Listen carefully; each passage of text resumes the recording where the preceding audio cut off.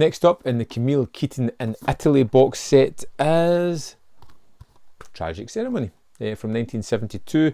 This one is way better than Sex of the Witch. Thankfully, I really enjoyed Tragic Ceremony. This one starts off with Camille Keaton playing Jane on a boating trip at the start. She's with 3 male friends who all seem to be kind of vying for her attention. She's kind of shot as a focus of attention of the movie. She has this kind of ethereal lighting. She's very captivating, and the camera seems to love her in this one.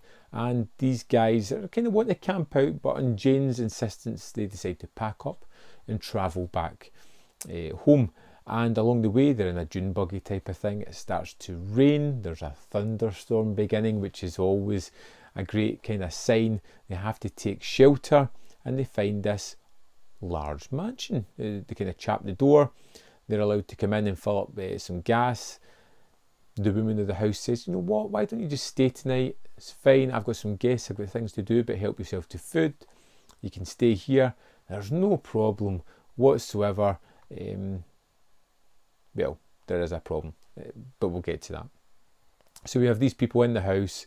Jane's character's starting to act funny, feel a little bit weird, there's something going on.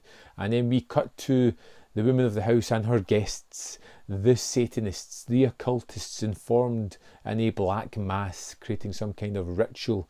And wouldn't you believe it, Jane just happens to be the person they need to complete their ritual, almost as if they've drawn her there with their supernatural forces.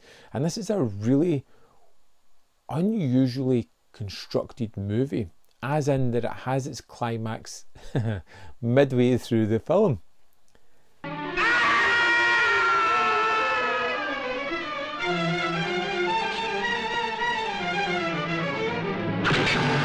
We have these people trapped within this spooky mansion. We've got a black mass that's going on. We've got Jane, who seems to be drawn towards this strange event. And we have the 3 guys who you're assuming are going to be victims, which isn't wrong, but who turn out to be heroes of the day, bursting in on this black mass and shaking everybody from their nightmarish fever dreams that they're having. Turns into a fight.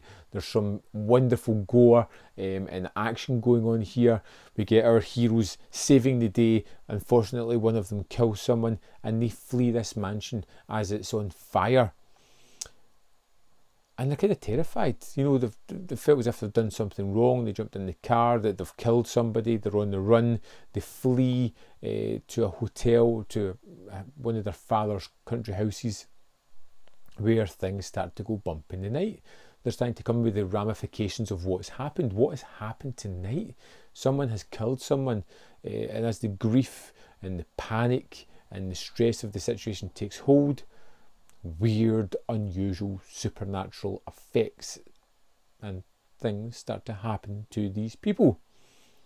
I really kind of liked it. It was a movie that kept me on my toes. It didn't really know where it was heading next. You know, I would see it going in a specific direction. Okay, we're at the mansion.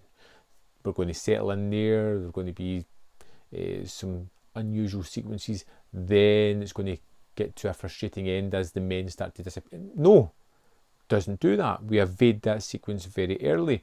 We get to these people somehow being haunted and stalked and killed by an unseen entity. Now, Tragic Ceremony is not perfect. It's a weird movie. It's a bit of an oddball. It's unusually paced and constructed, but it has something about it. Something that kept me on my toes, interested in what was going to happen next. I loved the constant changing locales as we move from